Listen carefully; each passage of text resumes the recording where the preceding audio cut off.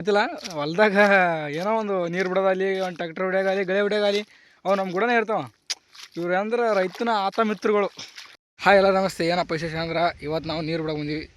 ಯಾಕಂದ್ರೆ ಇದು ಪೈಲ ಹತ್ತಿ ಮಾಡಿದೀವಲ್ಲ, ಹತ್ತಿ ತೆಗೆದು ಈಗ ಮೆಕ್ಕೆಜೋಳ ಮಾಡ್ಬೇಕಂತೇಳಿ ಮೊದಲು ನೀರು ಬಿಟ್ಟು, ಯಾಕಂದ್ರೆ ಎಲ್ಲ ಸದಿ ಎಲ್ಲ ನಾಟಿ ಬಿಡ್ತದೆ ಆಟಾಟಿಗೆ ನೀರು ಬಿಟ್ಟು ಅಂದ್ರೆ ಮತ್ತು ಬಿತ್ತಕ್ಕೆ ಈಜಿ ಆಗ್ತದೆ. ಮುಂದೆ ಸದಿ ಬರಲ್ಲ, ಸುಮ್ಮನೆ ಗಳೆ ಹೊಡ್ಕೊತ ಹೋಗೋದು ಅಷ್ಟೇ ಅದ್ರಾಗ.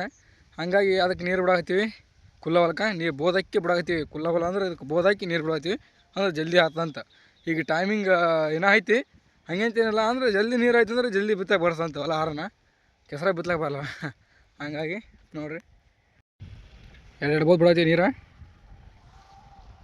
ಅಲ್ಲಿವರೆಗೂ ನೀರು ಬಿಟ್ಟಿದ್ದೆ, ಅದು ಇನ್ನು ಈ ಕಡೆ ನೀರು ಬಿಡೋದ. ಎರಡು ಬೋದ್ ಚಾಲು ಮಾಡೀವಿ. ಒಬ್ಬನಿಗೆ ನೀರು ಮನೆಯಲ್ಲ ಅಂತೇಳಿಕೆ ನೋಡ್ರಿ, ನಾನು ಕೂಡ ಅಷ್ಟು ಮಂದಿ ಕಾಣ್ಬೋದು ನಿಮ್ಗೆ ಎಷ್ಟು ಬೆಳ್ಳಕ್ಕೆ ಅವತ್ತ. ಅವು ಒಂಥರ ಏನೋ ಗೊತ್ತಿಲ್ಲ, ಹೊಲ್ದಾಗ ಏನೋ ಒಂದು ನೀರು ಬಿಡೋದಾಗಲಿ ಒಂದು ಟ್ರ್ಯಾಕ್ಟರ್ ಹೊಡ್ಯೋಗಾಗಲಿ ಗಳೆ ಹೊಡ್ಯೋಗಾಗಲಿ ಅವು ನಮ್ಮ ಕೂಡ ಇರ್ತಾವೆ. ಇವ್ರು ಅಂದ್ರೆ ರೈತನ ಆತ ಮಿತ್ರಗಳು ಒಂಥರ.